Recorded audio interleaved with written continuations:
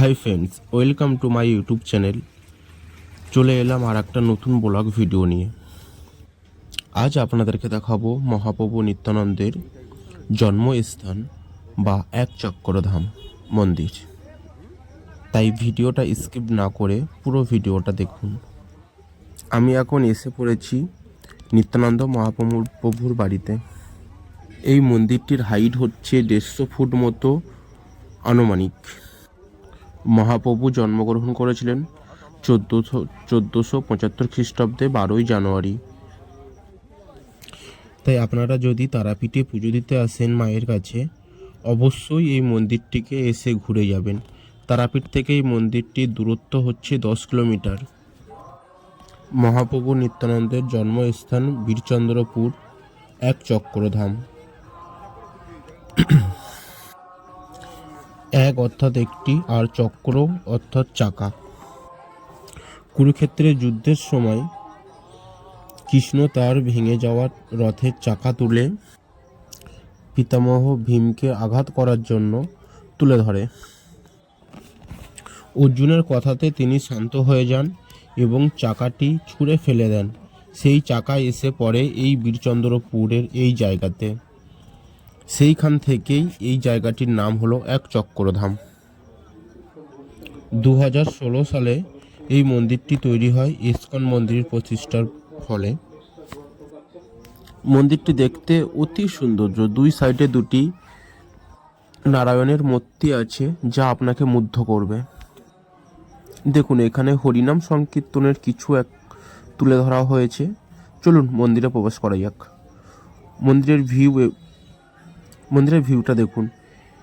এই যে সিনারিটা দেখছেন, এখানে কুরুক্ষেত্রের যুদ্ধের সময় যে কৃষ্ণ চাকা ছুঁড়ে ফেলে দিয়েছিলেন, সেই দৃশ্যটা এখানে তুলে ধরা হয়েছে। দেখুন, মন্দিরের ভিতরটা অনেক সুন্দর।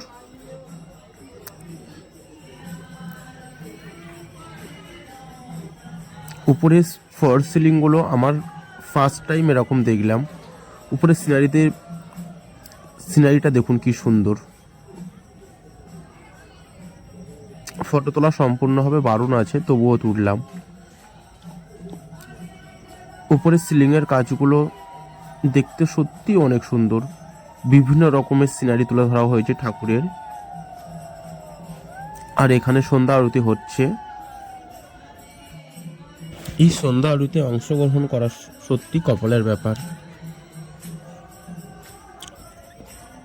এক চক্রধাম মন্দিরের দৈনিক অনুষ্ঠানের সময় বলা যাক, 4:30 মঙ্গল আরতি, 7:30 দর্শন আরতি ও 8:30 ভগবত গীতা পাঠ ও 11:45 ভোগ নিবেদন, 12টা দুপুরে ভোগ আরতি, 4টে বিকালে ধূপ আরতি, 6টায় সন্ধ্যা আরতি ও 7:15 ভগবান গীতা পাঠ ও 8টায় হচ্ছে সায়ন আরতি। এখানে শ্রী ভগবান কৃষ্ণের অনেকগুলো রূপ তুলে ধরা হয়েছে। এখানে উপরের সিনারিটা সত্যি যা আপনাকে মুগ্ধ করবে। সন্ধ্যা আরতি হচ্ছে এখানে। আর এখানে পাথর দিয়ে মহাপ্রভু নিত্যানন্দের একটা স্ট্যাচু আঁকা আছে।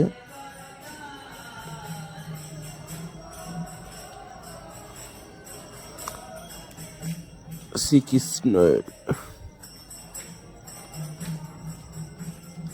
শুধু সিলিংয়ের কাজগুলো দেখুন। এখানে মহাপ্রভু শ্রীকৃষ্ণের পায়ের ছাপ আছে। ফল সিলিংয়ের কাজগুলো সত্যি অন্যরকম। আগে কোনোদিন কোথাও দেখেছি বলে মনে হয় না।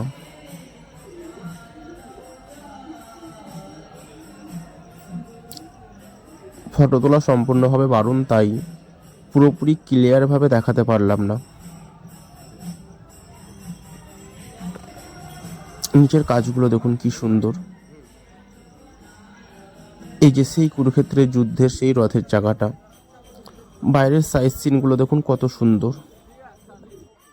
এই চক্রধাম মন্দির বন্ধ থাকার সময় সকাল 5:30 থেকে সকাল 7:30, দুপুর 1টা থেকে বিকাল 4টে, রাত 8:15 থেকে ভোর 4:30 পর্যন্ত বন্ধ থাকে এই মন্দিরটি।